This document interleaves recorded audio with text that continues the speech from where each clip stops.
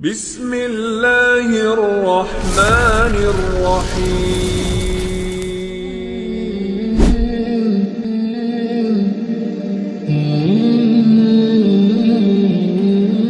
Ma'asyiral muslimin wal muslimat rahimani wa rahimakumullah. Kita tahu bahwa manusia terkadang sebagian mereka tertipu dan mereka merasa kuat. Ketika Allah Subhanahu wa taala anugerahkan kepada mereka kekayaan, kekuasaan ataupun fisik yang kuat. Dan itu kita bisa lihat di dalam Al-Quranul Karim, bagaimana Allah Subhanahu wa ta'ala menjelaskan tentang umat-umat terdahulu. Sebut saja kaum yang merasa kuat dan mengatakan man asyaddu minna quwwah, siapa lagi umat yang lebih kuat dibandingkan kami. Perkataan siapa ini? Perkataan kaum Ad. Kaum Ad ini Allah anugerahkan kepada mereka agar mereka beriman kepada Allah dan mengikuti ajakan Nabiullah Hud, tapi mereka mengingkari dakwah Hud alaihi salatu wassalam. Lah ketika itulah kemudian Allah Subhanahu wa taala tampakkan kekuatannya. Pertama, Allah Subhanahu wa taala kirimkan paceklik yang berkepanjangan selama 3 tahun lamanya. Dan kita tahu bahwa kekayaan kaum Ad itu adalah pertanian. Dan kita tahu bahwa pertanian itu beda dengan orang yang hidup di pinggir lautan. Karena orang yang di pinggir lautan secara otomatis penghasilan mereka dari nelayan. Dan laut tidak mungkin surut. Tetapi hajat air kepada orang-orang yang bercocok tanam tentu sangat dihajatkan sekali. Maka ketika Allah Subhanahu wa taala kemudian mengirim paceklik selama 3 tahun lamanya, maka kaum Ad mulai kelaparan. Siapa yang lebih kuat, kaum Ad atau Allah Subhanahu wa taala? Baru Allah menghentikan hujannya saja, kesombongan mereka sudah hilang.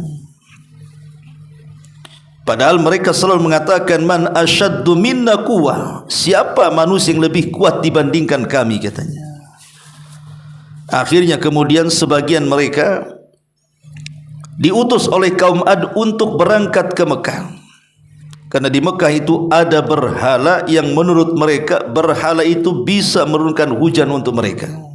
Berangkat mereka ke Mekah. Setelah kemudian mereka memuja-muja berhala itu, tiba-tiba Allah Subhanahu wa taala mengutus malaikat untuk bersuara di balik berhala itu dan mengatakan, baik, akan kami kirim kepada kalian awan yang akan menghujani kalian. Kalian tinggal milih, mau awan berwarna putih, awan berwarna merah, ataukah awan berwarna hitam. Maka mereka mengatakan kami memilih awan hitam, karena awan hitam tentunya lebih banyak kandungan hujannya. Setelah itu kemudian mereka pun pulang. Mereka tidak tahu bahwa Allah sedang memainkan istidrajnya. Setelah sampai kemudian kaum Ad di sebuah kampung mereka antara Oman dan Hadral Maut, mereka menunggu apa yang dijanjikan berhala itu. Betul, tiba-tiba awan datang. Lah awan ini disambut riang gembira oleh penduduk Ad. Semua keluar, mau anak-anak, mau orang remaja, mau orang tua, mau laki-laki, mau perempuan, karena sudah 3 tahun mereka tidak pernah merasakan hujan. Mereka tidak tahu bahwa awan itu adalah azab yang disegerakan yang mereka minta. Bayangkan ketika mereka berada tepat di bawah awan hitam itu, tiba-tiba kemudian datang angin yang sejuk sekali. Disebutkan dalam Al-Quran itu sorsor. Sorsor itu artinya angin yang sangat sejuk yang menusuk tulang belulang dan memecahkan gendang telinga. Kemudian disusul dengan halilintar dan disusul dengan angin puting beliung. Angin ini mengangkat segalanya, bukan hanya manusia, bangunan-bangunan pun diangkat. Dan mereka berada di langit itu Allah katakan sab'a layalin wa thamaniyata ayyamin khusuma.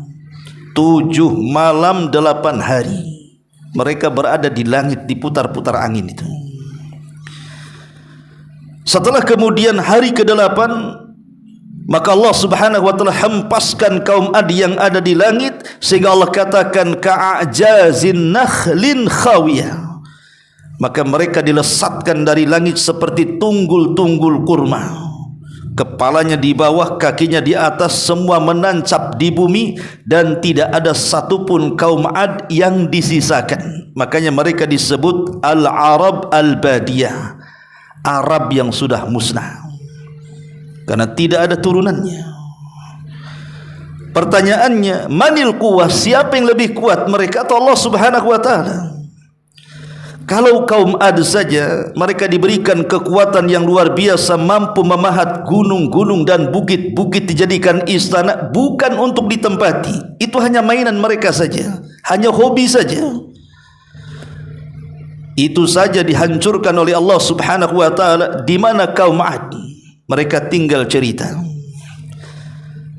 Maka siapapun yang merasa kuat di permukaan bumi ini, mereka tidak lebih kuat dibandingkan Allah subhanahu wa ta'ala. Karena Allah Al-Qawi Al-Matin, Dia zat yang maha kuat lagi maha perkasa. Itulah Allah subhanahu wa ta'ala. Tidak jauh daripada kaum Ad muncul kaum Tsamud, di mana kaum Tsamud ini adalah keturunan orang-orang yang beriman yang dibawa oleh Hud keluar dari kaum Ad. Ketika Hud meninggal dunia, mereka pun beranak pinak masih beriman kepada Allah subhanahu wa ta'ala. Setelah kemudian mereka banyak umatnya, keluarlah satu kabilah yang disebut dengan Tsamud.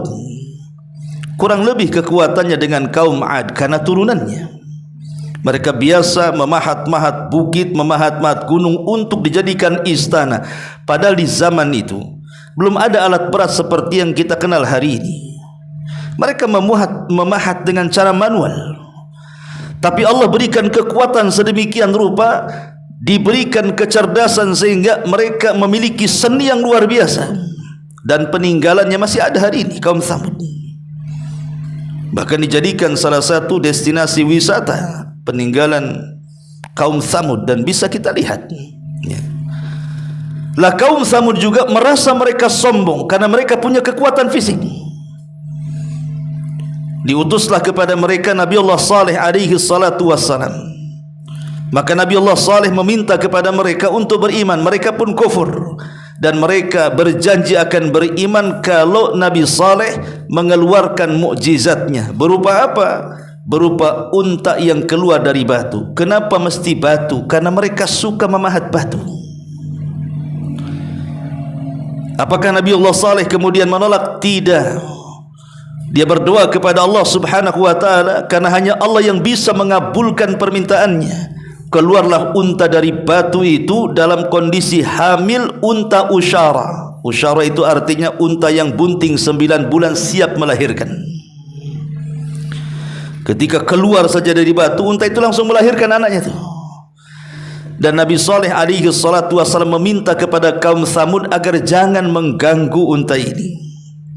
Dia akan minum dari sumur yang kalian biasa mengambil airnya, dan kalian setiap hari bisa mengambil air susunya tanpa diperah. Bayangkan unta itu besar, ikhwan, bisa memenuhi hajat susu berkabilah-kabilah di zaman itu.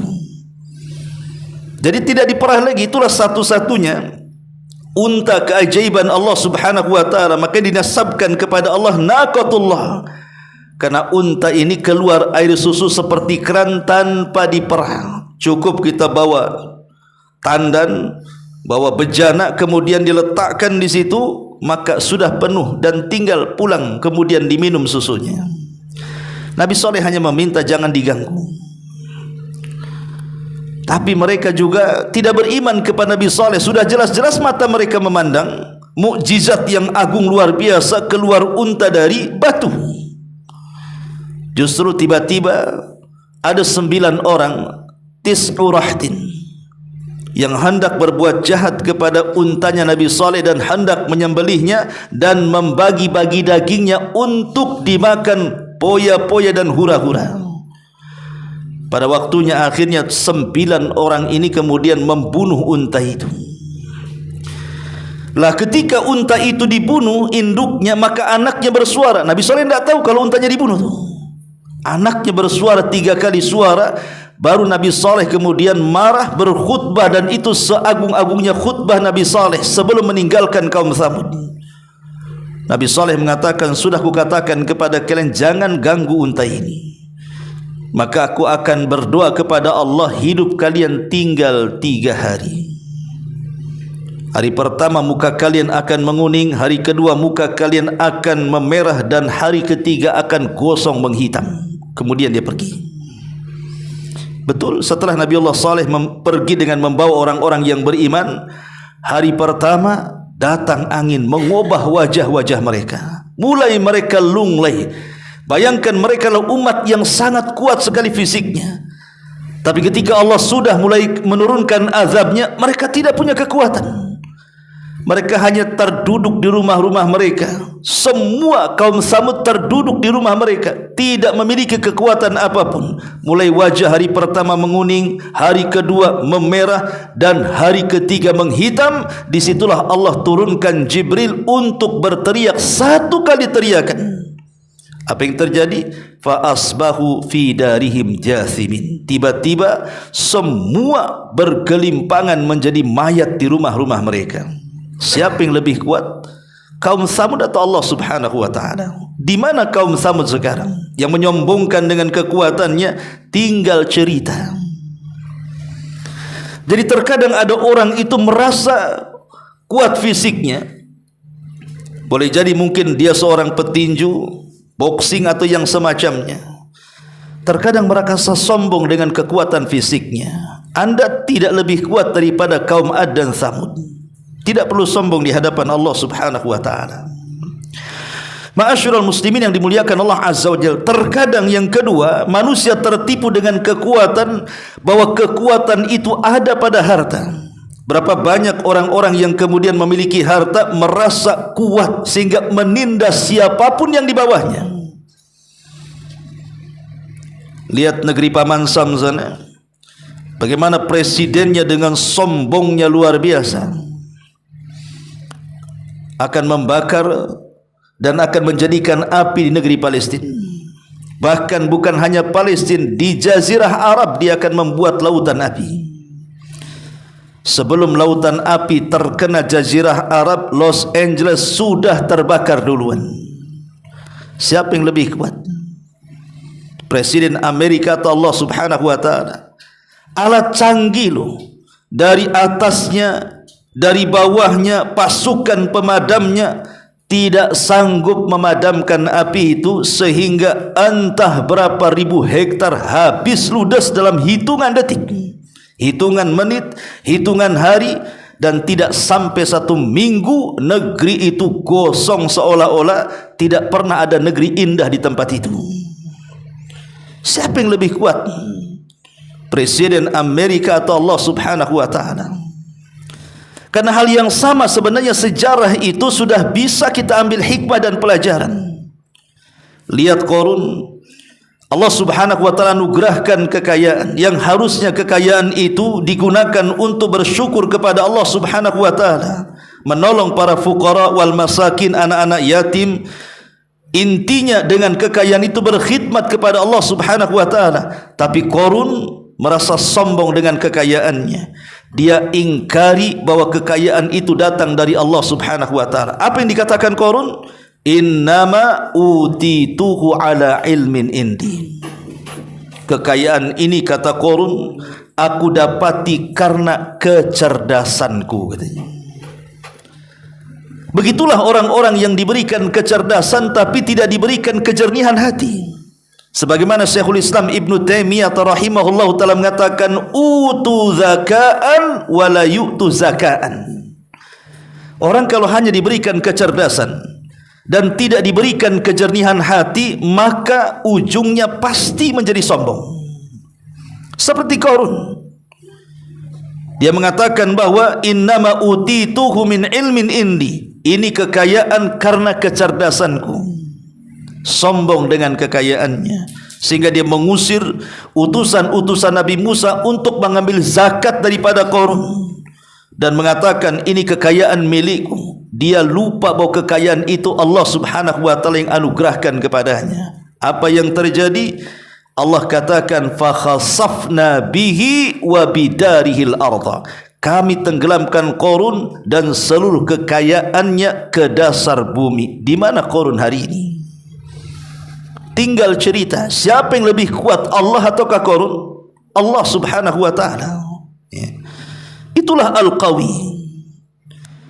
Ma'asyiral muslimin yang dimuliakan Allah Azza wa Jalla, ataupun orang-orang yang kemudian bukan hanya kekayaan yang dianugerahkan, bahkan kekuasaan. Allah gabungkan antara kekayaan dan kekuasaan.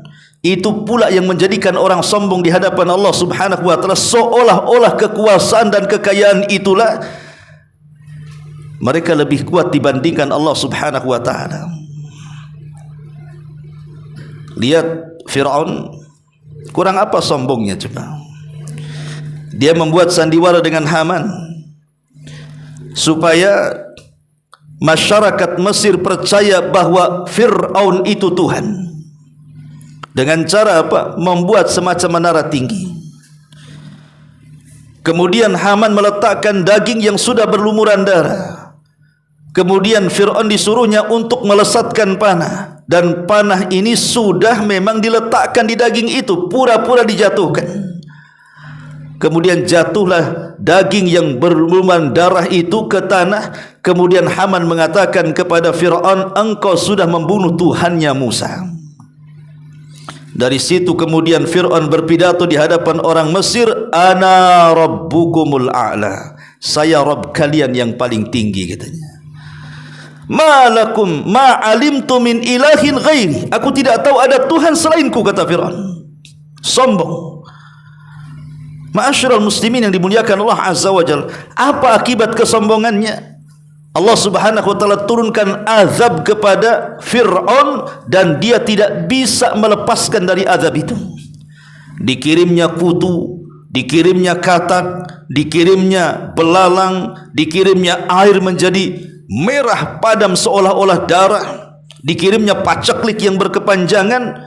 Fir'aun tidak bisa apa-apa di hadapan azab Allah Subhanahu wa taala. Malah dia datang kepada Musa agar Musa berdoa kepada Allah untuk azab ini dilenyapkan.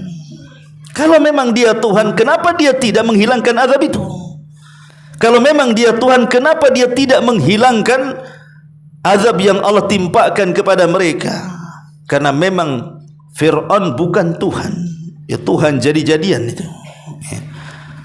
Bahkan lebih daripada itu, saat Allah tenggelamkan di Laut Merah, Fir'aun pun baru sadar bahwa dia bukan Tuhan, dan memang dia bukan Tuhan. Dia pun mengatakan, amantu bima amanat bihi Banu Israel, aku beriman dengan apa yang telah diimani Bani Israel. Tapi sayang, Allah utus Jibril untuk menyumpal lisannya agar tidak datang rahmat Allah kepadanya.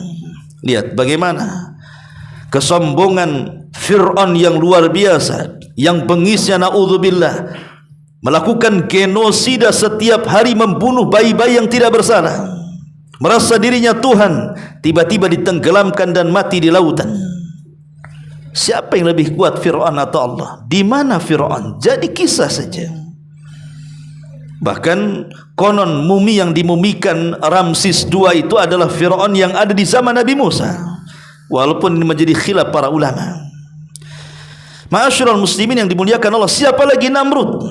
Namrud diberikan kekuasaan dan diberikan kekayaan yang jauh lebih berkuasa dan lebih kaya dibandingkan Fir'aun. Kalau Fir'aun kan Mesir saja. kalau Namrud itu penguasa dunia. Dia penguasa dunia. Namrud itu di masa Ibrahim alaihi salatu wassalam berdialog dengan Ibrahim. Dia mengaku bahwa dia Tuhan dan bisa menghidupkan dan juga mematikan. Dia mengatakan ana uhyi wa umit, katanya. Saya bisa menghidupkan dan saya bisa mematikan. Kemudian Namrud mengatakan keluarkan 2 tawanan, dibunuhnya satu dan dibiarkan dia satunya. Lihat, aku bisa menghidupkan satunya dan bisa mematikan satunya. Tapi lihat orang yang sombong ini, ketika dia mengatakan ana uhyi wa umit, saya bisa menghidupkan dan mematikan, dikirim satu nyamuk bersarang di otaknya. Ada yang mengatakan 60, 40 tahun dia tidak bisa tidur nyenyak dengan nyamuk itu, sehingga setiap nyamuk itu menggigit, dia suruh pembantunya untuk memukulkan kepalanya sampai akhirnya gegar otaknya dan mati oleh seekor nyamuk. Di mana manusia yang mengatakan ana uhyi wa umit? Dia sendiri mati. Siapa yang kuat di sini? Allah atau Namrud? Allah subhanahu wa ta'ala al-qawi al-matin. Ma'asyiral muslimin yang dimuliakan Allah subhanahu wa ta'ala, kita ingat satu kisah dalam surah Al-Kahfi. Dalam surah Al-Kahfi itu ada kisah tentang sahibul jannataini, pemilik 2 kebun. Pemilik 2 kebun ini dulunya dia berkongsi dalam sebuah bisnis. Ada 2 orang kawan berbisnis dalam sebuah perniagaan. Karena cekcok soal saham, akhirnya pisah dan dibagi 2. Biasa, wa inna katsiran minal khulata la yabki ba'duhum ba'dha. Sebagian orang yang bersyarikat itu pasti ada yang menzalimi satu dengan yang lainnya. Makanya ada orang tidak mau usaha berdua atau bertiga, mau usaha sendiri, karena biasanya kalau sudah berdua bertiga tanam saham, pasti yang satu akan menzalimi yang lainnya. Itu sudah memang Quran yang mengatakan seperti itu. Kecuali orang-orang yang dirahmati Allah subhanahu wa ta'ala, dan itu pun sedikit. Tapi banyak orang-orang yang dibawa lari modalnya, tidak dibagi hasilnya, merasa dirinya lebih banyak bekerja dan begitu seterusnya, kan? Mestilah kalau orang bersyarikat itu pasti ada masalah tuh, ya. Akhirnya 2 orang ini pisah, dibagi 2, 50%, 50%. Yang kawannya yang 50% bagian sahamnya disedekahkan semuanya. Yang satunya justru diberikan 2 kebun. Akhirnya menjadi kaya raya. Lah kemudian ketika kawannya yang saleh ini yang disedekahkan seluruh hartanya, lambat laun Allah uji dengan kefakiran. Dia ingin cari pekerjaan. Dia ingat kawannya sudah kaya. Dia pun datang kepada kawannya dan meminta pekerjaan. Bukannya diterima, justru malah diejek dan dihinakan. Apa kata-katanya? Dia mengatakan faqala li sahibihi wa huwa yuhawiruhu ana aktsaru minka malan wa azzu nafara. Maka ia berkata kepada kawannya yang mukmin itu ketika bercakap-cakap, hartaku jauh lebih banyak dibandingkan hartamu, dan pengikutku jauh lebih banyak dibandingkan pengikutmu. Sombong dengan kekayaan. Tetapi kawannya ini baik, menasihati.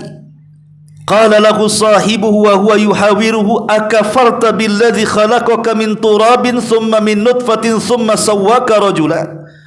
Kawannya mengatakan, apakah kau akan kufur kepada Tuhan yang menciptakan kamu dari tanah, kemudian dari setetes air mani, lalu dia menjadikan kamu seorang laki-laki yang sempurna? Seolah-olah dia mengatakan, kau dulu tidak siapa-siapa, bukan siapa-siapa, kau dulu bayi, tidak membawa harta. Sekarang kau kaya itu karena Allah kasih kekayaan. Sekarang kau banyak pengikut karena Allah kasih kekuatan. Allah yang kasih semuanya. Tetapi dinasihati, bagaimanapun dia sudah kufur kepada Allah subhanahu wa ta'ala. Apa yang terjadi? Fa asa rabbi an yu'tina khaira min jannatika wa yursil alaiha husbanan minas sama fatusbihu sa'idan zalaqa aw yusbihu ma'uha ghauran falan tastati'a lahu talaba. Maka kemudian kawannya yang baik ini mendoakan keburukan, karena dia sudah kufur kepada Allah, tidak mensyukuri nikmatnya.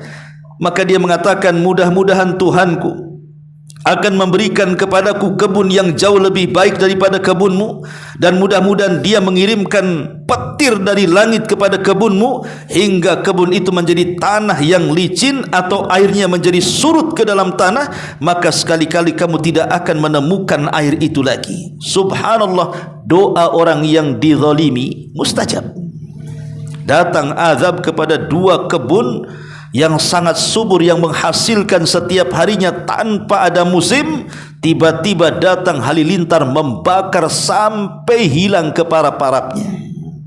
Dia pun menyesal dan baru tahu bahwa semua datang dari Allah. Siapa yang kuat? Ashabul jannataini atau Allah? Allah subhanahu wa ta'ala. Begitu juga ashabul jannah dalam surah Al-Qalam. Ada kisah ashabul jannataini, ada kisah ashabul jannah. Sama-sama, yang satu pemilik dua kebun, yang satu pemilik satu kebun. Dalam surah Al-Qalam, dulu di zaman Bani Israel ada orang kaya. Orang kaya ini dermawan. Apabila kebunnya ini panen, maka dia tidak akan memanen duluan kecuali mempersilahkan para fuqara untuk mengambil buah-buahannya. Setelah fuqara mengambil buah-buahannya, baru dia memanennya. Sebaik itu orang ini kepada para fakir miskin. Meninggallah orang tua ini, kemudian warisannya diberikan kepada anak-anaknya. Anak-anaknya membodoh-bodohkan bapaknya. Akhirnya mereka mengatakan, buat apa orang fakir itu harus dikasih, gitu. Ini kan harta kita, apa hak mereka? Maka kemudian ketika orang tuanya sudah meninggal, kemudian ketika ada panen raya, mereka mengatakan sesama mereka dan mengatakan, kita harus datang pagi-pagi ke kebun itu dan kita panen sebelum orang-orang miskin itu datang, katanya. Bakhil. Tapi ada satu di antara mereka, qala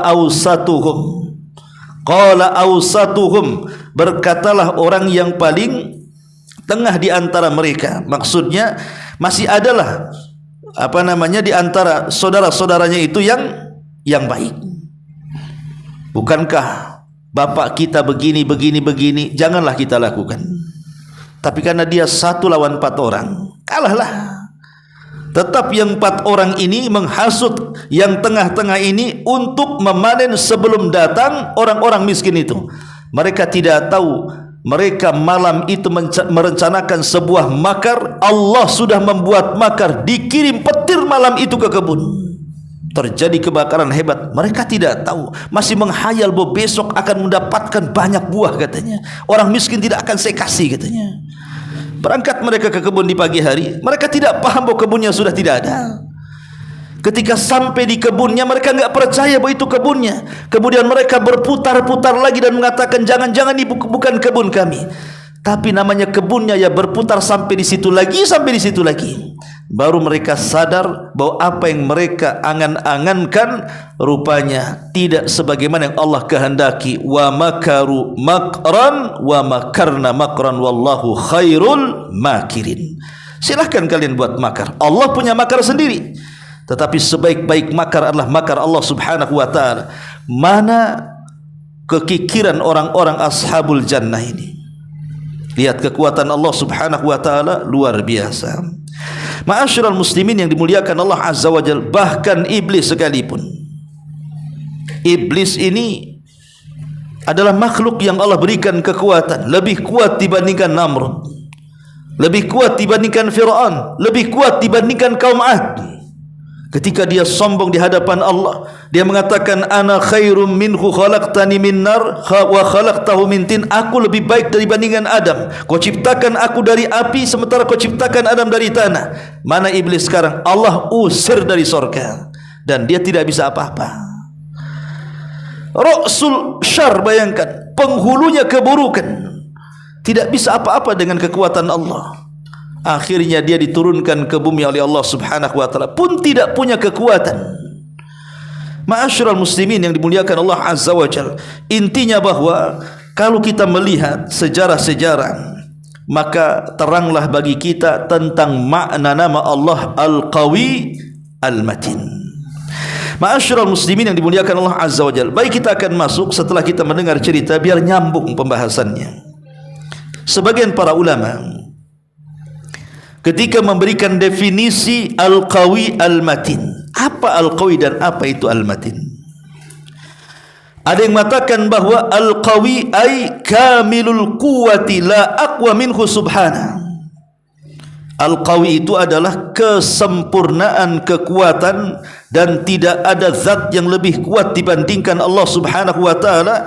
Wal 'abdu ad-dha'ifu yataqawwa bi quwwatillah. Sementara hamba itu lemah. Dia kuat itu karena bersandar kepada kekuatan Allah Subhanahu wa taala. Ini yang harus ditanamkan pada hati kita. Terkadang orang itu kan kurang tawakal, ikhwan. Ada orang bersandar kepada orang kaya, dia tidak tahu bahwa ketika orang kaya itu jatuh, dia pun akan jatuh. Ada orang yang bersandar dengan preman karena mereka punya kekuatan, mereka tidak sadar bahwa kaum Ad sudah dihancurkan lebih kuat dibandingkan preman. Tapi ketika preman itu mati, sandaran mereka juga jatuh. Ada orang bersandar kepada pejabat, kepada jenderal dan begitu seterusnya. Ketika mereka purna tugas, habis sandarannya. Harusnya seorang mukmin itu jangan bersandar kepada yang lemah. Bersandarlah kepada Allah kamilul quwwati la aqwa minhu subhanah wal abdu dhaifu yatakawwa bi quwwatillahi azza wa jalla. Ulama mengatakan al-qawi adalah kesempurnaan kekuatan dan tidak ada zat yang lebih kuat dibandingkan Allah, sementara hamba ini lemah, dia menjadi kuat karena bersandar kepada zat yang kuat. Itu makna al-qawi. Ma'asyiral muslimin yang dimuliakan Allah Subhanahu wa taala, bahkan al-Imam Al-Khattabi ataupun al-Imam At-Tabari, beliau mengatakan al-qawi alladzi la yaghlibuhu ghalibun wa la yaruddu qada'ahu raddun yanfadu amrahu wa yumdiya qada'u fi khalqihi shadidu iqabihi liman kafara bi ayatihi wa jahada hujajahu. Kata Imam At-Tabari, dia mengatakan al-qawi adalah zat yang tidak bisa dikalahkan siapapun. Al-qawi adalah zat yang tidak bisa dibantah siapapun keputusannya. Al-qawi adalah di mana setiap perkaranya pasti terjadi, di mana keinginannya pasti terlaksana. Al-qawi adalah di mana seluruh keputusan-keputusannya pasti akan sampai kepada makhluknya, dan dia adalah orang yang paling, zat yang paling keras hukumannya kepada orang yang kafir dengan ayat-ayatnya dan menentang hujah-hujahnya. Ini kata Imam At-Tabari rahimahullahu ta'ala. Dan Imam Ibnu Katsir mengatakan ay la yaglibuhu ghalib wa la yafutuhu harib. Qawi adalah zat yang tidak dikalahkan siapapun dan dia tidak mungkin lari dari siapapun. Ma'asyiral muslimin yang dimuliakan Allah Azza wa Jalla, adapun al-matin, apa itu al-matin? Maka matin itu jauh lebih hebat dibandingkan qawi. Jadi al-matin itu di atasnya qawi lagi. Makanya para ulama mengatakan al-matin seperti yang dikatakan Imam Al-Khattabi syadidul qawi. Dia ada lebih tinggi daripada qawi, kesempurnaan kekuatan. Alladzi la taqta'uhu quwwatuhu, di mana kekuatannya tidak mungkin terputus, akan kuat selamanya. Beda dengan makhluk. Boleh jadi ketika mungkin di masa-masa dewasa, nampaklah kekuatannya, nampak kekuatan fisiknya, cara berfikirnya, sampai dia mampu mengumpulkan harta benda yang banyak, nampak kekuatan, tapi tidak sadar bahwa satu hari mereka akan melemah.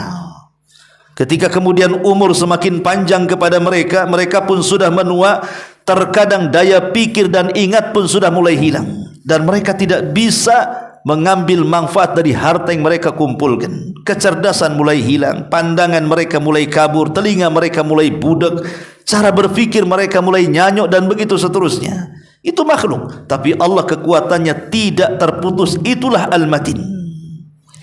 Ma'asyiral muslimin wal muslimat rahimakumullah. Dari sini kita tahu bahwa Allah Subhanahu wa taala satu, bahwa segala kekuatan di alam semesta ini sumbernya adalah Allah. Ketika kita memahami makna Al-Qawi dan Al-Matin, maka ini yang pertama harus tanamkan kepada dada kita, bahwa segala kekuatan yang ada di alam semesta ini tetap sumbernya adalah kekuatan Allah. Tidak bisa orang tiba-tiba kuat sendiri kalau Allah tidak berikan kekuatan. Ya. Makhluk itu tidak bisa apa-apa. Yang kedua, bahwa kekuatan Allah adalah kekuatan abadi, sementara kekuatan makhluk itu kekuatan yang tidak abadi dan tidak sama, walaupun mereka punya kekuatan dengan kekuatan Allah Subhanahu wa taala. Dari sini lenyaplah sifat sombong pada diri kita. Karena kita ini tidak kuat, kita lemah. Di sana ada zat yang lebih kuat dibandingkan kita. Lalu apa asar keimanannya? Ini yang paling penting kalau kita belajar asma was sifat ini, adalah mengambil pengaruh imannya apa. Ketika kita ini memahami Allah itu qawi, Allah itu zat yang maha kuat, tidak dikalahkan siapapun, Allah itu matin, kekuatannya tidak terputus dan senantiasa abadi. Apa asar keimanannya? Yang pertama, asar keimanannya bahwa kita di alam dunia ini harus terus menyandarkan kekuatan kita kepada Allah. La haula wala quwwata illa billah. Tidak ada daya dan kekuatan kecuali milik Allah Subhanahu wa taala. Sandarkan. Saat kita lemah, kita punya Allah. Saat kita susah, kita punya Allah. Saat kita dirundung masalah, kita punya Allah. Kenapa mesti kemudian kita berputus asa? Lihat Nabi. Satu hari Nabi SAW sedang bersandar di sebuah pohon. Datang orang Yahudi membawa pedang. Rasul sedang kailulah, tidur siang. Tiba-tiba kemudian pedang Yahudi ini sudah hampir di leher Nabi, tinggal didorong, ditusukkan saja. Tiba-tiba Yahudi mengatakan kepada Nabi SAW, "Man yamna'uka minni ya Muhammad," katanya. Siapa yang bisa mencegah pedangku ini wahai Muhammad, katanya. Rasul dengan tenang mengatakan, "Allahu yamna'uk," Allah yang akan mencegahnya, katanya. Ketika mendengar lafaz Allah, menggigil Yahudi ini, jatuh pedangnya, langsung diambil Nabi, kemudian dibalik, "Al-an," sekarang, "Man yamna'uka minni," siapa yang bisa mencegah dari pedangku, kata Rasul. Mungkinkah Yahudi mengatakan Allah? Tidak. Rasul bisa saja membunuhnya, tapi Nabi SAW memberikan pilihan terbaik kepada Yahudi ini.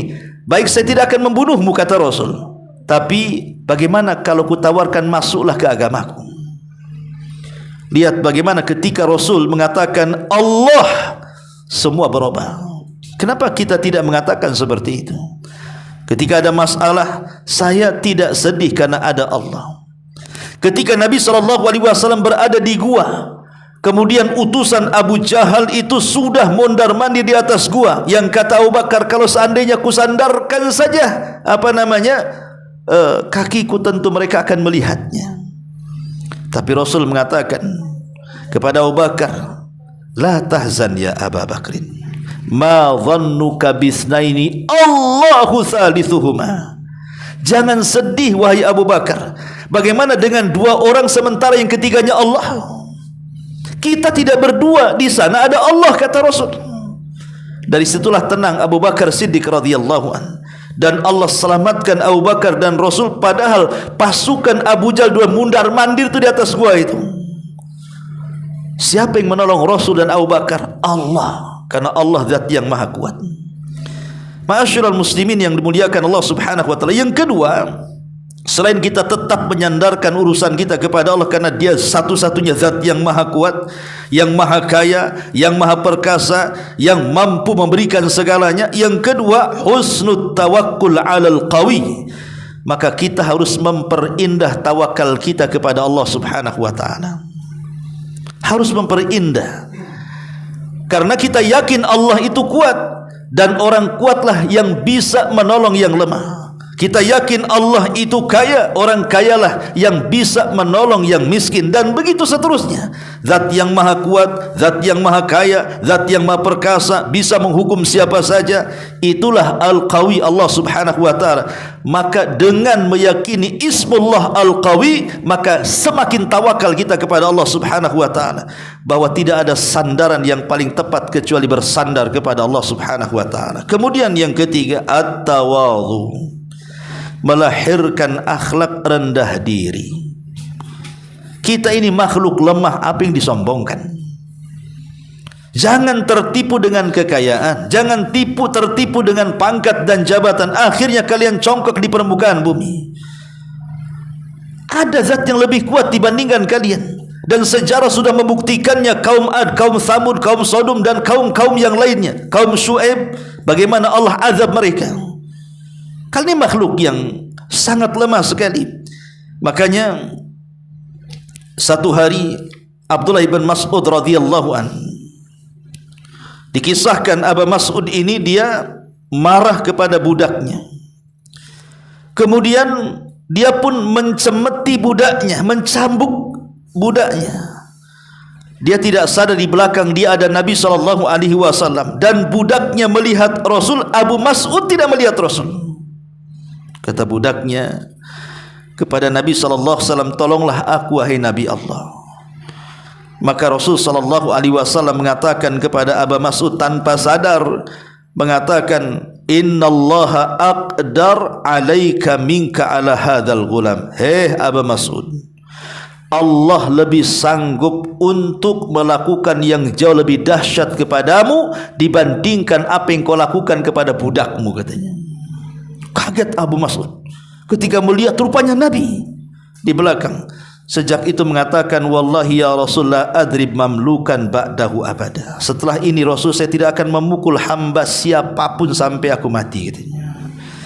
Rasul mengingatkan soal kekuatan Allah. Kamu jangan zalim, karena orang yang dizalimi bisa berdoa kepada Allah, dan doanya orang yang dizalimi itu mustajab. Tidak ada antara dia penghalang dengan Allah subhanahu wa ta'ala.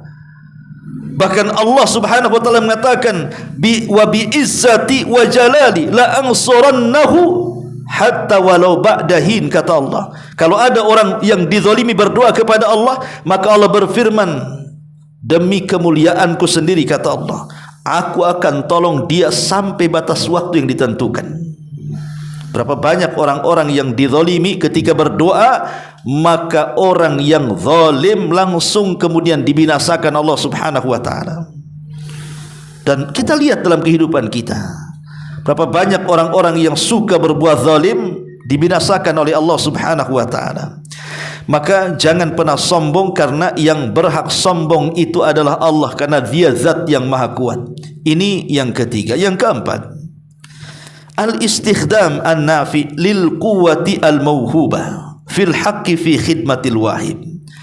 Kalau Allah subhanahu wa ta'ala berikan kepada kita kekuatan harta, Allah berikan kepada kita kekuatan pangkat, jabatan ataupun kepemimpinan, Allah berikan kepada kita kekuatan fisik, maka jadikan kekuatan-kekuatan Allah al-mauhubah yang Allah telah berikan kepada kita, jadikan untuk berkhidmat kepada zat yang telah memberikan kekuatan itu. Kalau punya harta, maka harta itu digunakan di jalan Allah. Kalau punya kekuatan, gunakan kekuatan itu di jalan Allah. Kalau punya pangkat dan jabatan, gunakan untuk membela Allah subhanahu wa ta'ala. Karena kekuatan itu hanya milik Allah. Kekuatan yang kita miliki semua datang dari Allah. Maka gunakan untuk beribadah kepada Allah subhanahu wa ta'ala. Ini yang keempat. Yang kelima, ya, bahwa setelah kita mengetahui bahwa Allah Al-Qawi Al-Matin, maka sudah selayaknya kita berdoa dengan dua nama Allah ini. Jadikan tawassul kepada Allah, bertawassul kepada Allah. Jadi kalau seandainya kita ditimpa musibah, ingin keluar dari musibah, maka kita katakan, ya Qawi ya Matin, lepaskan musibahku. Kalau seandainya kita diberikan banyak masalah, entah kesehatan, entah ekonomi, entah keluarga, apalah sebut masalahnya, maka bertawassullah dengan dua nama Allah, ya Qawi ya Matin. wahai zat yang maha kuat, wahai zat yang kekuatannya tidak pernah terputus, aku ini sedang mengalami banyak hal, banyak kesulitan, banyak masalah. Karena hanya orang kuat, yang zat yang kuat yang bisa menolong yang lemah. Minta kepada Allah, jadikan ini sebuah tawassul bi asma'ihi wa sifatihi. Kemudian yang keenam, annahu la quwwata lil abdi ala ta'atillah illa bi quwwatillah wa taufiqi. Termasuk kita yang sekarang ini Allah takdirkan hijrah ke sunnah, bisa mengaji, hadir di majelis-majelis ilmu, tahu yang hak dan yang batil, tahu yang syirik dan tauhid, tahu yang bid'ah dan yang sunnah, tahu yang taat dan maksiat, dan begitu seterusnya. Sebenarnya pengetahuan yang kita miliki tidaklah diberikan kecuali Allah yang menghendakinya. Betapa banyak orang yang Allah tidak kehendaki mereka sesat. Man yahdihillahu fala mudhillalah. Kalau Allah sudah sesatkan, kalau Allah berikan petunjuk, tidak ada yang menyesatkan dia. Wa man yudlil fala hadiyalah. Kalau sudah disesatkan, satu dunia memberikan petunjuk tidak bisa. Kenapa? Karena mereka tidak punya kekuatan seperti kekuatan Allah. Satu dunia memberikan petunjuk kepada satu orang yang Allah sesatkan, mereka tidak sanggup karena mereka lemah. Ma'asyiral muslimin yang dimuliakan Allah Subhanahu wa taala. Kemudian juga di antara asar daripada nama-nama Allah ini, Al-Qawi dan juga Al-Matin di sini adalah kita bisa melihat bagaimana pertolongan Allah kepada para nabinya, pertolongan Allah kepada orang-orang salehnya. Betapa banyak kisah-kisah yang sudah saya ceritakan tadi, bagaimana Allah menolong Nabi Allah Hud dari kaum Ad, Nabi Allah Saleh dari kaum Samud, Nabi Allah Lut dari kaum Sodom, Nabi Allah Shu'aib dari kaum Madian, dan begitu seterusnya. Dan mereka terancam nyawanya, dan Allah berikan kekuatan kepada mereka. Bahkan Nabi Hud sampai mengatakan, fakiduni jami'an thumma la yunzarun. Kalau kalian tidak suka dengan saya, kata Hud, silahkan kalian buat makar, bunuh aku sekarang, jangan nunggu besok. Mereka tidak sanggup. Jangan lagi membunuh Nabi Hud, untuk menyentuh kulitnya saja tidak sanggup. Padahal mereka kaum yang kuat-kuat, mereka kaum yang diberikan kekuatan yang luar biasa. Allati lam yukhlaq mithluha fil bilad, makhluk yang tidak pernah diciptakan sebelum dan sesudahnya. Untuk menyentuh Nabi Hud tidak bisa. Siapa yang menjadikan mereka tidak mampu menyentuh Nabi Hud? Allah. Allah lebih kuat dibandingkan kaum Ad.